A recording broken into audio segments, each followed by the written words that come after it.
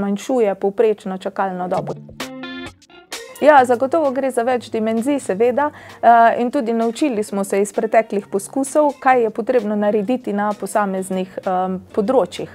Tako, na primer, na področju prvih pregledov se je pokazalo, da pač plačevanje po realizaciji ni najboljši sistem, ker so se izvajalci odzvali tako, da so delali po realizaciji tudi tiste storitve, ki čakanja oziroma števila čakajočih niso zmanjševale.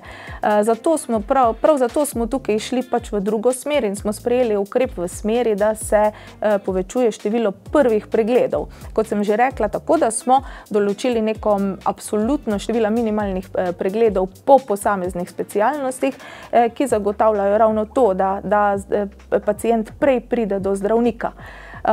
Medtem ko recimo na nekaterih drugih področjih, kjer gre za posege, ki so zaključeni, na primer rečemo operacija kolka ali pa operacija kolena, to gre pa za poseg, ki je enkraten, se pravi pacient pride, ta poseg se mu naredi in je potem ni več čakajoč.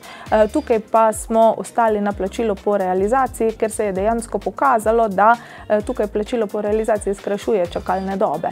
Tako da je potrebno pač različne ukrepe za različne stvari sprejeti, da se pač čakalne dobe skrajšajo oziroma da pacienti prej pridejo na vrsto. Drugi problem, ki ga imamo, pa so seveda evidence. Evidence o čakalnih dobah, evidence o čakalnih vrstah, prečiščenost seznamov. Tudi tega problema smo se lotili skupaj z Nacionalnim inštitutom za javno zdravje, kjer zdaj zelo dobro sodelujemo, podatke si sproti izmenjujemo. Sprejeli pa smo tudi pravilnik o naročanju in čakalnih vrstah, kjer si želimo vzpostaviti takšno evidenco, da bi dejansko videli, koliko dni vsak posameznik čaka od trenutka, ko je vpisan na čakalni seznam, pa do trenutka, ko je storitev zanj realizirana. Tega do sedaj ni bilo. Zdaj smo merili čas od naročila pa do okvirnega termina.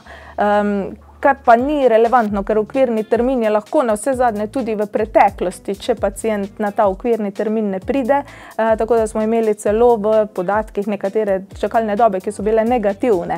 Tako da zdaj smo prvič postavili evidence, ki dejansko merijo dejansko število dni, ko pacient na storitev čaka.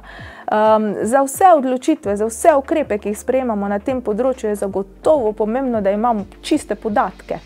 Ker le tako lahko se pravilno odzovemo na problem, ki ga imamo, le tako lahko vidimo realne čakalne dobe in realno število pacientov, ki čaka.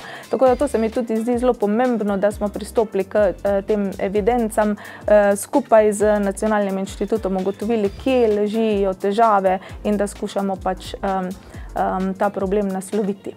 Če lahko še omenim, tukaj smo uvedli tudi faktor relativnega čakanja, ki smo ga izračunali po različnih stopnjah nujnosti, se pravi, relativni faktor čakanja omogoča, da tisti pacienti, ki čakajo najdlje, se pravi, ki imajo najvišji izračunan faktor, pridejo zdaj tudi ob sprostitvi nekega termina prvi na vrsto.